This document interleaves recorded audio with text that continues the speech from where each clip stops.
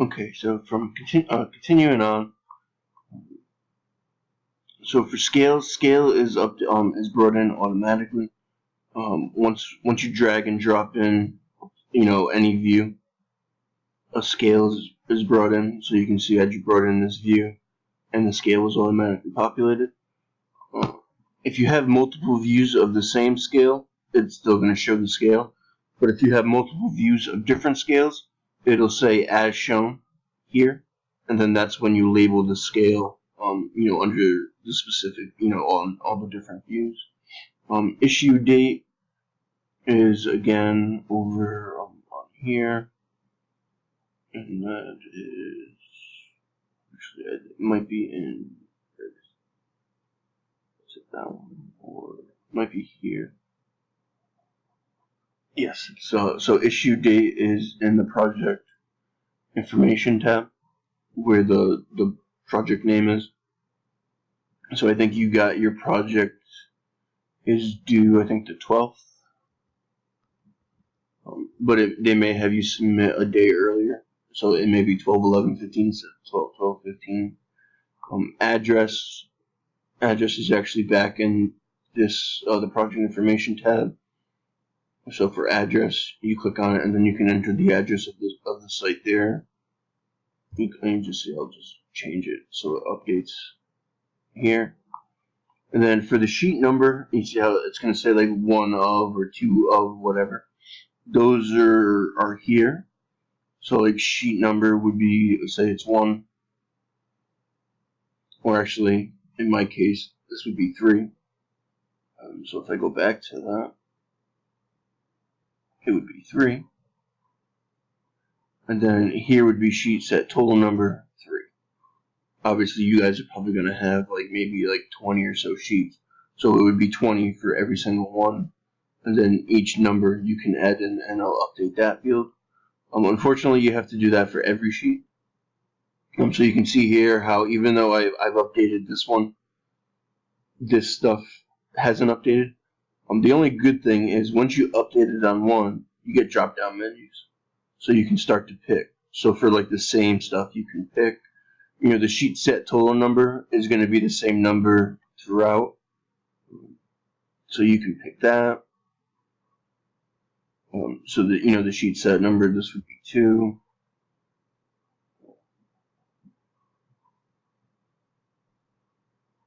So that's all the stuff you can do. So it starts to populate a little bit quicker.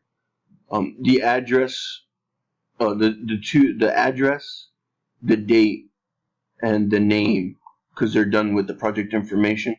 Those are always going to be updated no matter what. So if I go to this one that I haven't done yet, you can see these, the name, the address, and the date is always populated. And then again, the sheet number and name is always controlled by that. So that'll come in, but obviously when you create a new sheet, it's unnamed, so obviously you still have to update that. So that's the title block. And then to quickly show an easier way to manage the title block, and also to kind of have it so you can do a kind of table of contents, is if you go to, I think it's Analyze. Yes. So if you go to the Analyze tab, you can see here you can create a schedule. So I think it's this one with a dot on it. So you can create a schedule. This is the same way you create a schedule for a room, for rooms or spaces. In our case, it's good to create spaces. A schedule for spaces, which I can show later on. I've shown a few people how to do a schedule for spaces, and this will start to show the area of each space, number of people, how much AC, cool and load you need, and everything like that. So that's something that we can set up. But for now, I'm going to do one for sheets. Where to go? Used to be in here.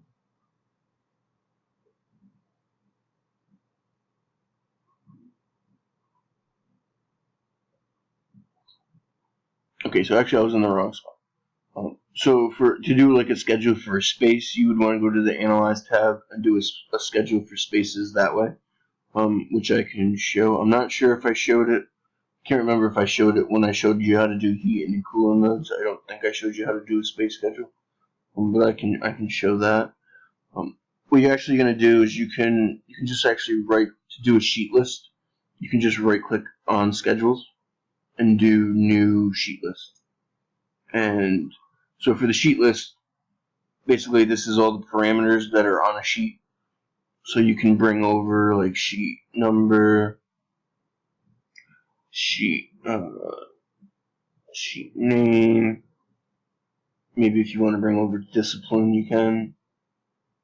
Drawn by maybe. Those you probably don't need. And then this is how you order it. So it's from left to right. So this will be at the left. This will be at the right. So number, name, discipline, and you hit OK. And now it starts to populate the sheet list. And the nice thing about this is you can edit. So these are the fields right here. So I can edit it right here as well. And then if I go back to this, it's updated. So this is, instead of having to go sheet by sheet, if you create a list first, then it'll be quicker to do it quicker to see it that way. And then if you actually see, if I go back to the template, I actually have a sheet list created, and you can see how I've there's certain ways that I've organized this to get it to look the way it does, and that's by these fields. So if you have the template open, you can kind of copy what I did here. You may want to add some more stuff. So like if you want to add some more stuff so you can actually see it to kind of add it in better, you can. So you can fill it using this table and then just take off the field after. But if you go over to sorted and grouping, this is how I made it to look like this. So like if you guys want, you can start to copy this sort of stuff if you want. And then like a room schedule, but a space schedule is better than a room schedule. For this, and again, I will show that later on. So that's how you get the title block to work, and the sheets and everything like that. So the next thing that I had you bring over is I had you bring over view templates. So if you click on a view, so if you go back up and you click on a view, and you scroll all the way down to identity data, you see view template.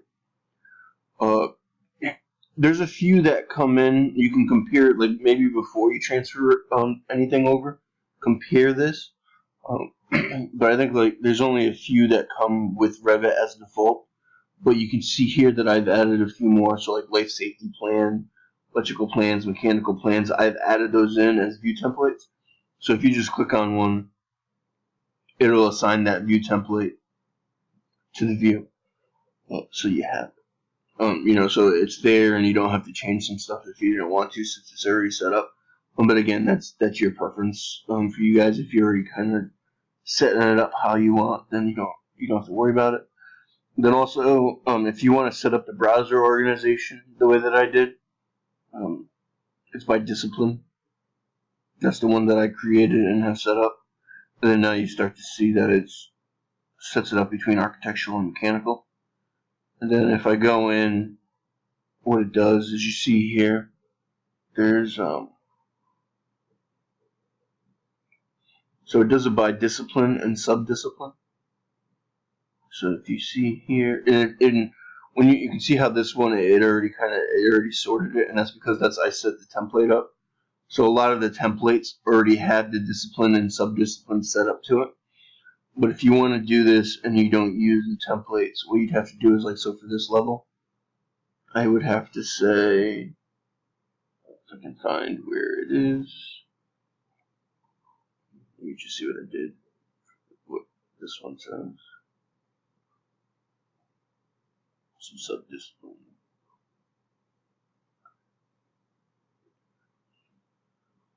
so like for this one, the discipline is architectural, and there's a drop down menu, so you can always change it to something else.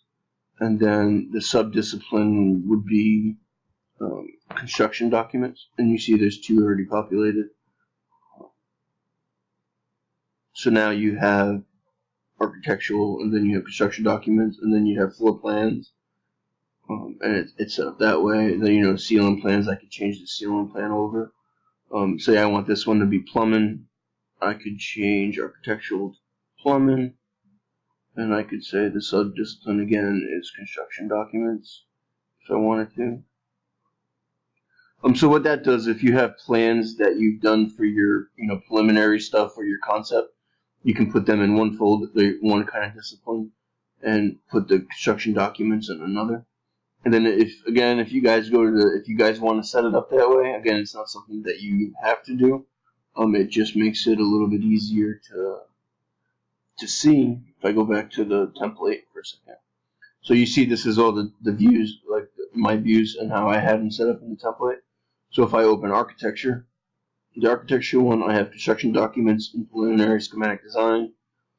So if I open schematic design, I have the floor plans and the elevations. And then construction documents is where I have floor plans, life safety plans, ceiling plans, elevations, and everything like that. Coordination is kind of everything in one. So that's where you would kind of have all the plumbing, the mechanical, and everything showing at once, so you can see how everything works together. And then again, electrical is kind of the same setup. So if you wanted to set, like, the best thing I would recommend doing is if you wanted to set up your views this way, kind of use this and go back and forth to see how it's set up and set it up, that way, and you can kind of do it from there. But again, it's not something that you guys have to do. It's kind of just showing you, because a lot of companies like to set up their stuff like this, so it's a little bit more organized and easier to find stuff, especially with the sheets as well. Kind of organize it into different disciplines for the sheets. So those were 2 ways for that. And go back to this is my project. So the next thing, I showed you filters. I'm going to show how to actually do the filters in the piping video. But you can get it 2 ways. You can go to the view tab and hit filters. So filters is kind of what didn't come over. Why didn't they come over? Let me try that again. Should come over.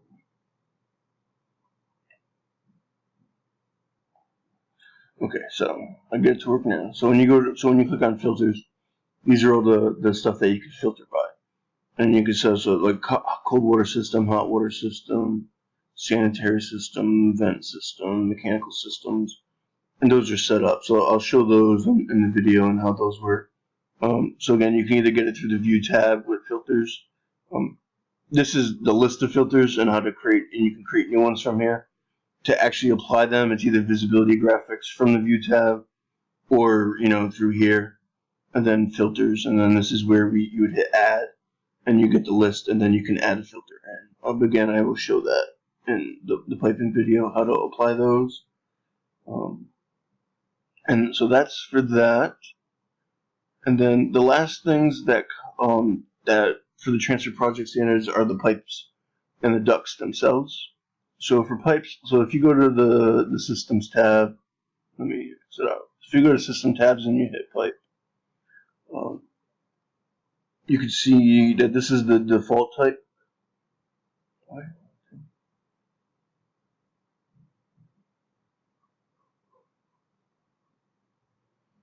Okay, so again, when you go to the systems and you're trying to put in pipe, you can see default is what Revit has, and it doesn't work that well, unless you edit its options, and that's through here, and then you have to edit its routing preferences, and you have to set everything up.